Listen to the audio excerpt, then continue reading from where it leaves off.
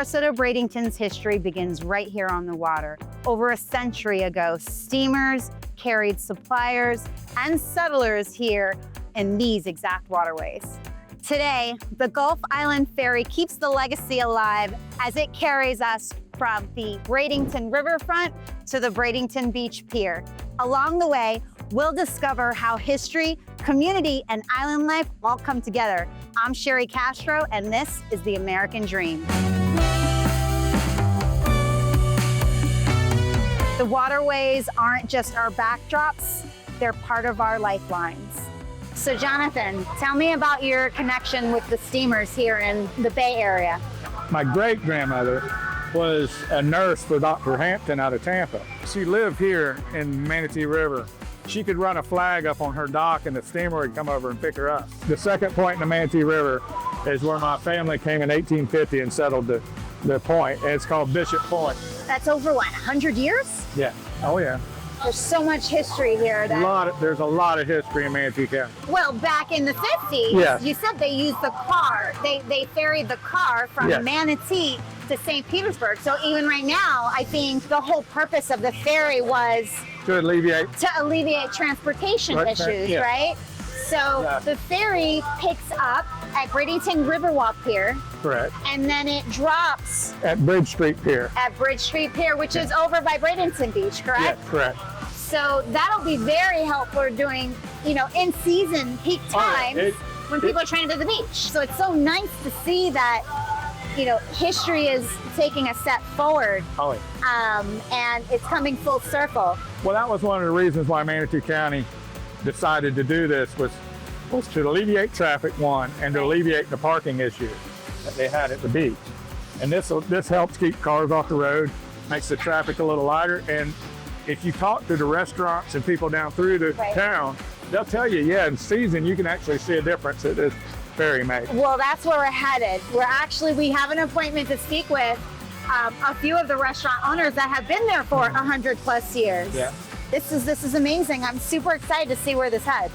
Jonathan, thank you very much. You're very welcome. I appreciate it. And thank you for having, 4 generations? I'm the 5th generation. 5 generations. In Manatee County. In Manatee County. The pier has always been an anchor here at Bradenton Beach. It started in 1921 as a bridge and connected Anna Maria Island here to the mainland. Today, it's less about cars and more about the communities. Families are fishing, kids are running, locals are gathering, and just steps away, the Bridge Street Clock Tower keeps time for an island that's never forgotten in its past. To understand the island, you have to step into places where people have gathered for generations. The Drift Inn are one of those places that have been open for nearly a century. Tell me a story about this place and why it makes such an impact on this community that maybe no one else knows. I think the best story of the Drift, obviously, this is our 100-year anniversary, 2025. But the story of the Babe, Babe Ruth coming in, and I don't think anybody tells that story better than Joe. What happened there, Joe?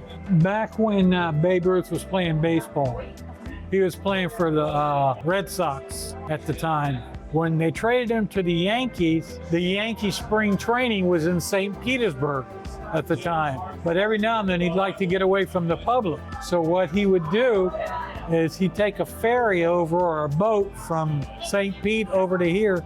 At the time, there was only 2 bars at the time open back in the early 20s. So one day he came in here and evidently he must have had too many drinks and he just left.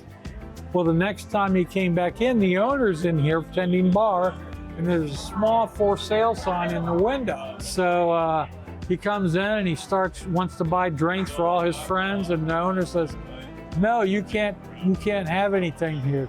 We're borrowing you. You went out and didn't pay your tab." So he ended up buying the bar. So Babe Ruth bought the bar. He bought the bar. Him and 2 other Yankees. I did not know that. Bought the bar. So he would have become a place to drink.